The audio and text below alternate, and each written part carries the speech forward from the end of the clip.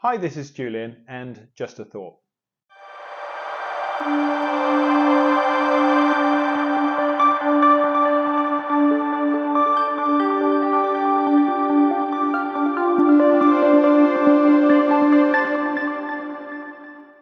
Today's Just a Thought is about hydration and water. It's a thing that we kind of all know about, but I think probably my aim here is rather than actually trying to change your behavior, which is always different, if you know why you should drink more water and you actually so it changes your belief about why it's important, then that makes it a lot easier to just do that. So some facts, some misinformation to start off with. There is this kind of thing out there that you've got to drink 2 litres of water a day, and it's much debunked kind of now in the science world because it was a guess. It was an absolute guess, and then it's just kind of rolled on. It's not. There is actually a formula for how much water you should drink. I'll come to that in a minute. But first, actually, well, why you should drink more water?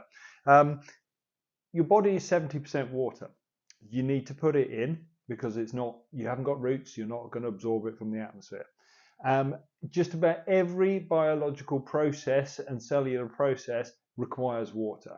Your brain is 72% water, so you need to put it through. And as we know, it goes through, and we're also using it for waste as well, so it's going out as well.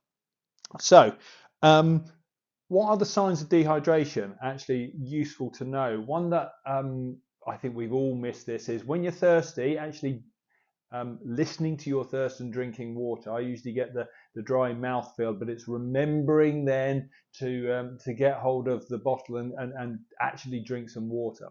Another one to watch out for, and again, personally, this one can get me as well, when you feel lightheaded or I start to get kind of a tension or a bit of a headache, especially in the afternoon, 4 or 5 o'clock, I can be very aware from it. I've had a cup of tea or coffee at lunchtime, I haven't eaten, 4 o'clock, I start to feel that tightness, that lightness in my head.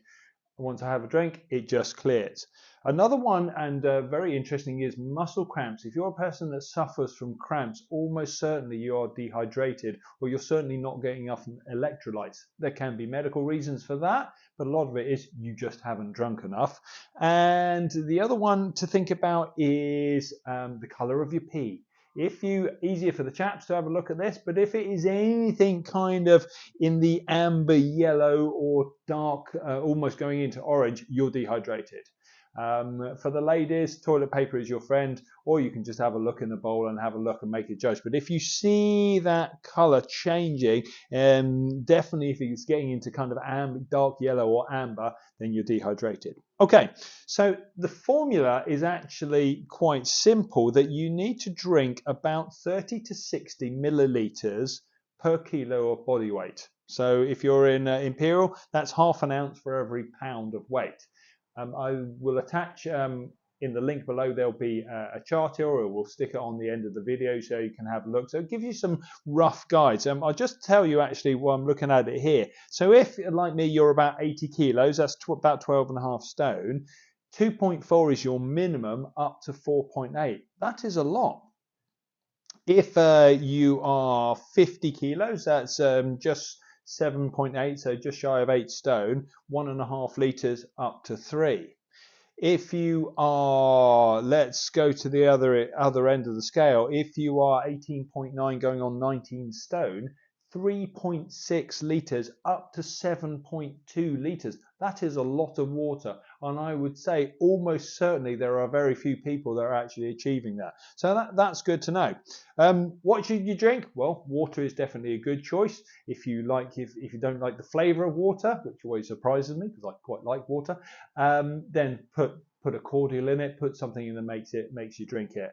Tea, fairly neutral, but coffee, certainly strong coffee, and I do like strong coffee, means you probably should be looking at adding to that lower amount as well. Remember, you're going to get some water in from food and things like soup, obviously, and if you're eating fruit and veg, you take a lot of water in from that.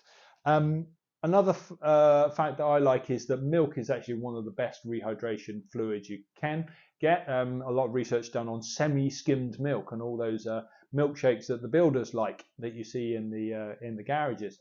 not a bad way of getting rehydrated quickly. If you don't like milk, then choose another option.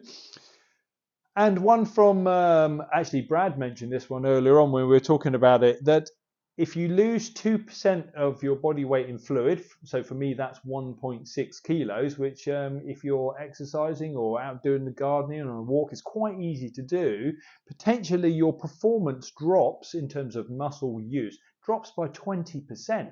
That can make a big difference. So get yourself a bottle, work out what you need, and actually a very useful tip to me, I have a bottle that's just out of sight here, and I know I need to get through 3 of those bottles in a day, and I probably tend to do it 1 in the morning, 2 in the afternoon. You've got to find out what works for you, but just being aware of that amount of liquid you need to drink is going to make a big difference. It was just a thought.